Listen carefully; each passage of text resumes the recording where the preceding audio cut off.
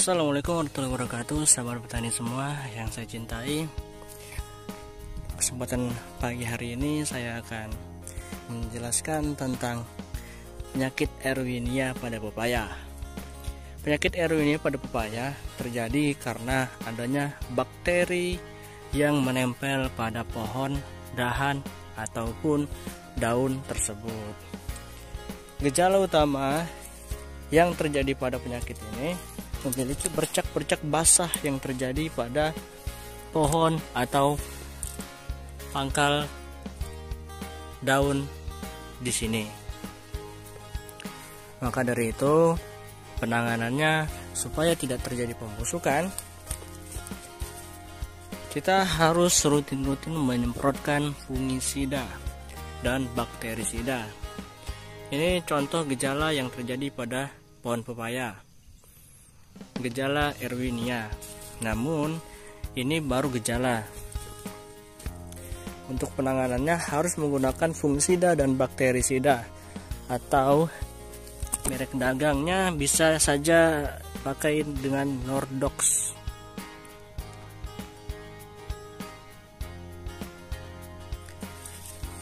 Kemudian pembenahan pada tanah.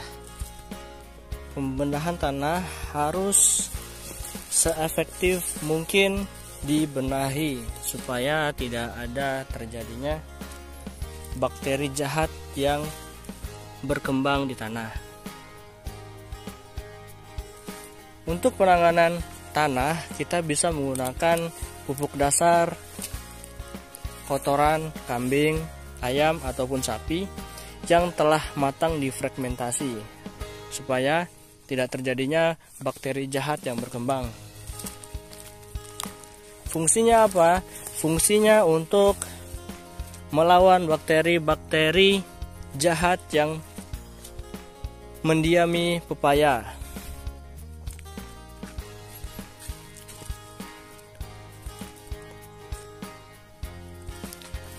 Kemudian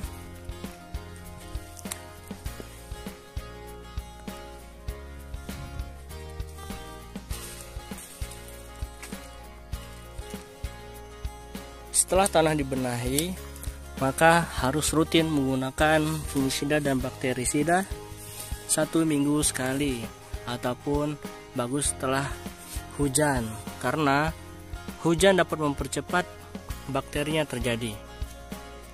Ini merupakan salah satu gejala Erwinia, namun ini akan segera sembuh. Ini terjadi pohon yang kecil namun telah terkena penyakit Erwinia. Tidak ada perkembangan lagi setelah ini, yang ada akan terjadi pengeringan.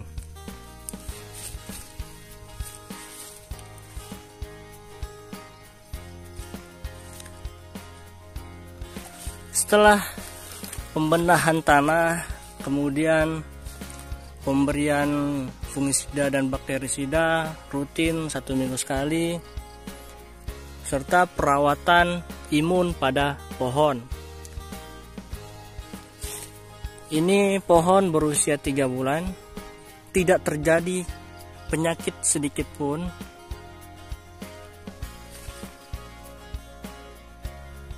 Buah baru muncul dikarenakan imun yang besar pada pepaya, imun yang kuat sehingga tidak terjadinya penyakit pada pohon ini.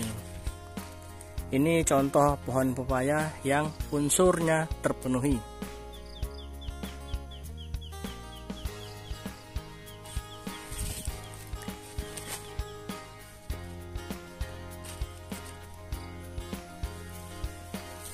Gejala penyembuhan pada pohon pepaya yang terkena Erwinia: mengering sehingga tidak terjadinya pembusukan lebih luas lagi.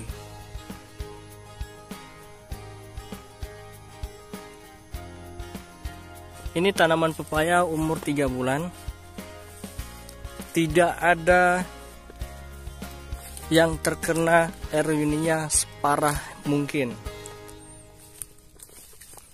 namun terkena air windinya hanya bercak-bercak, hanya gejala-gejala awalnya saja, namun setelah itu akan sembuh kembali.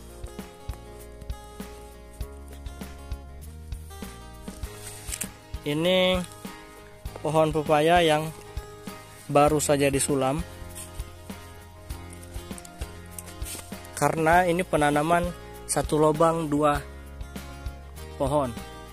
Apabila satunya telah diketahui lonjong dan satunya lonjong pula, maka akan dipindahkan satunya, sehingga pohon yang berbuah bulat akan dibasmi diganti dengan pohon lonjong, sehingga kita dapat meminimalisir terjadinya buah bulat pada lahan kita.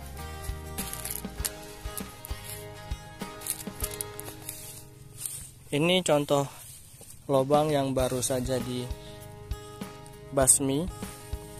pohon bulat yang telah dibasmi dan akan diganti dengan yang pohon lonjong. Ini belum ketahuan.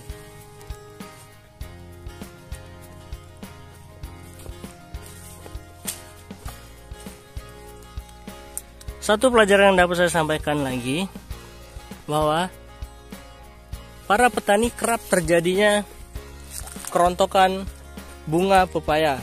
Itu disebabkan karena kurangnya kalsium. Kita dapat mengaplikasikan kalsium 1 minggu sekali dengan dosis 1 gram per 1 liter secara rutin.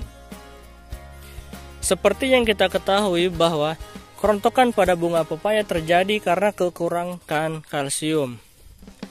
Ya, dan kita ketahui kalsium sendiri dapat mempertebal kulit buah, mempertebal kulit pada pohon, dan mempertebal batang pada pepaya, sehingga terjadinya imunitas yang tinggi pada pohon pepaya.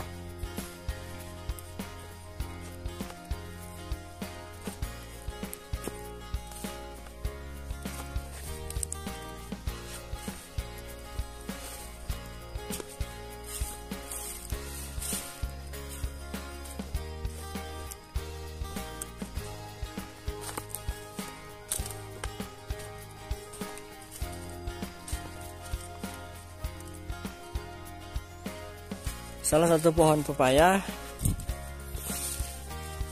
yang pohonnya pendek namun berbuah lebat.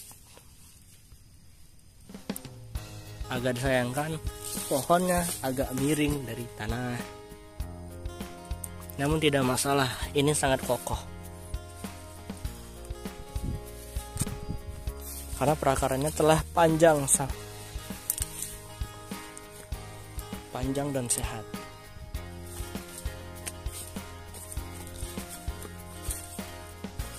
Untuk mempermudah rutinitas saya dalam penyemprotan, maka di tengah-tengah kebun ini saya sediakan kolam penampungan air untuk menjangkau mobilitas penyemprotan. Ini tidak ada ikannya, karena di sini tengah-tengah kebun, apabila diberikan ikan maka akan habis oleh anak-anak nakal yang mancing di sini. Itu gubuk saya.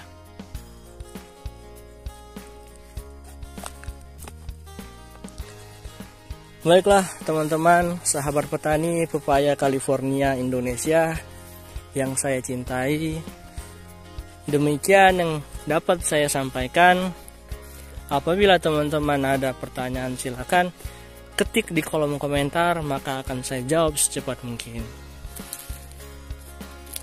Dan apabila teman-teman petani ada tambahan, silakan teman-teman petani ketik juga di kolom komentar, maka kita akan berdiskusi.